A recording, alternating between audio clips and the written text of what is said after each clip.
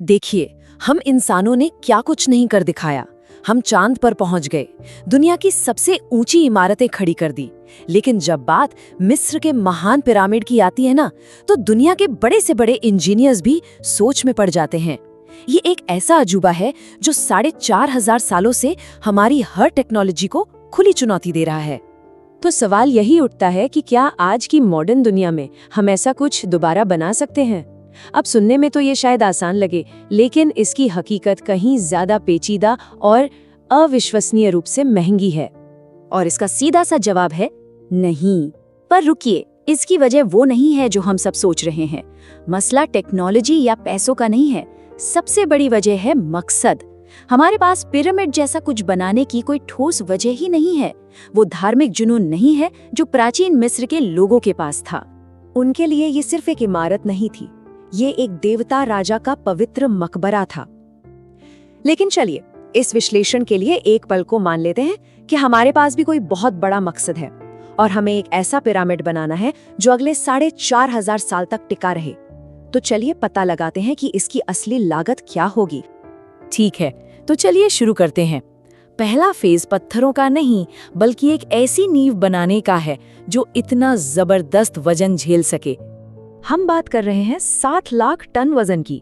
ये आज के पूरे कायरा शहर में जितनी कारें हैं ना, उनसे भी ज्यादा है। ये बुर्ज खलीफा से भी 12 गुना ज्यादा भारी है। अगर नींव जरा भी कमजोर हुई तो ये आलीशान पहाड़ बनने से पहले ही जमीन में धंस जाएगा। तो आज ये काम कैसे होगा? खैर, ये एक बहुत ही सटीक प्रोसेस है। सबसे पहले गीजा पठार जैसी चट्टानी जमीन पर 13 एकड़ की एक जगह चाहिए। फिर गहरे जियोलॉजिकल स्कैन्स होंगे ताकि ये पता चल सके कि वो जगह भूकंप वगैरह झेल सकती है या नहीं। इसके बाद लेजर गाइडेड बुलडोजर्स जमीन को मिलीमीटर की सटीकता से समतल करेंगे और आखिर में 4 मीटर मोटी कंक्रीट और स्टील की एक बहुत बड़ी नींव डाली जाएगी। और अब आते हैं खर्चे पर। और याद रहे, ये सिर्फ तैयारी है। जमीन और परमिट पर ही करीब $12 करोड़ लग जाएंगे। जियोलॉजिकल सर्वे और जमीन को लेवल करने में $5.5 करोड़ और वो जो कंक्रीट की नींव है ना, सिर्फ उसे बनाने में ही $40 करोड़ का भारी भरकम खर्चा आएगा। तो मतलब ये हुआ कि 3 साल की तैयारी के बाद ही हमारा कुल खर्च $57.5 करोड़ तक पहुंच चुका है और हमने अभी तक एक पत्थर भी नहीं लगाया है। चलिए अब अगले चरण पर चलते हैं, पत्थर।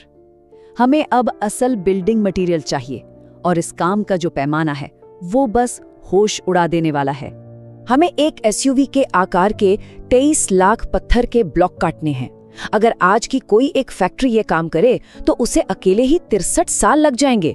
और अगर ये काम 5 साल में पूरा करना है तो हमें 250 इंडस्ट्रियल डायमंड वायर वाली आरियां एक साथ 24 घंटे चलानी पड़ेंगी।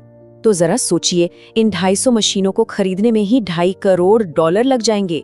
फिर चूना पत्थर और ग्रेनाइट की कुल लागत करीब $1.1 अरब। और इन मशीनों को 5 साल तक चलाने में जो बिजली लगेगी वो उतनी है जितनी पूरा इटली एक दिन में इस्तेमाल करता है।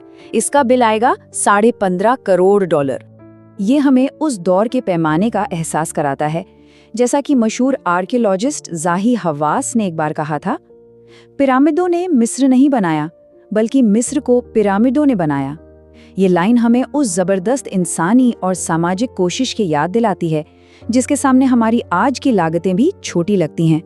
तो पत्थर कट चुके हैं, लेकिन अब असली चुनौती शुरू होती है, उन्हें साइट तक लाना। हम अब मानव इतिहास के सबसे बड़े ट्रांसपोर्टेशन ऑपरेशन का सामना करने वाले हैं। जरा कल्पना कीजिए, 900 किलोमीटर का सफर, 60 लाख टन पत्थर। इसके लिए 2400 हेवी ड्यूटी ट्रकों का एक पूरा बेड़ा चाहिए होगा जो अगले 5 सालों तक हर दिन 132 चक्कर लगाएंगे। मतलब किसी भी वक्त 500 ट्रक हमेशा सड़क पर होंगे। सिर्फ ट्रांसपोर्टेशन का खर्च ही $20 करोड़ आएगा और इसमें रोड टैक्स तो शामिल भी नहीं है। इसे मिलाकर प्रोजेक्ट की कुल लागत अब $2 अरब के पार जा चुकी है और अभी तक पहला पत्थर भी अपनी जगह पर नहीं रखा गया है।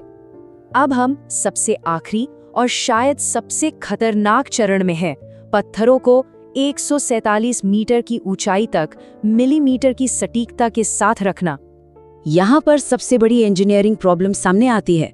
राजा के कमरे के लिए 80 टन के ग्रेनाइट ब्लॉक को इतनी ऊंचाई तक ले जाएंगे कैसे? दुनिया में एक भी ऐसी क्रेन नहीं है जो अकेले इतनी ऊंचाई और इतनी वजन उठाने की क्षमता दोनों एक साथ रखती हो। इसके लिए एक स्पेशल क्रेन नेटवर्क बनाना पड़ेगा, जिसका किराया और रखरखावी $30 करोड़ होगा। फिर 5 साल के लिए 3000 मजदूरों की सैलरी और सुरक्षा पर $40 करोड़ लगेंगे। और आखिर में वो खूबसूरत सफेद चूना पत्थर की बाहरी परत, जिसने असली पिरामिड को मीलों दूर से चमकाया था, उसकी लागत होगी $25 करोड़।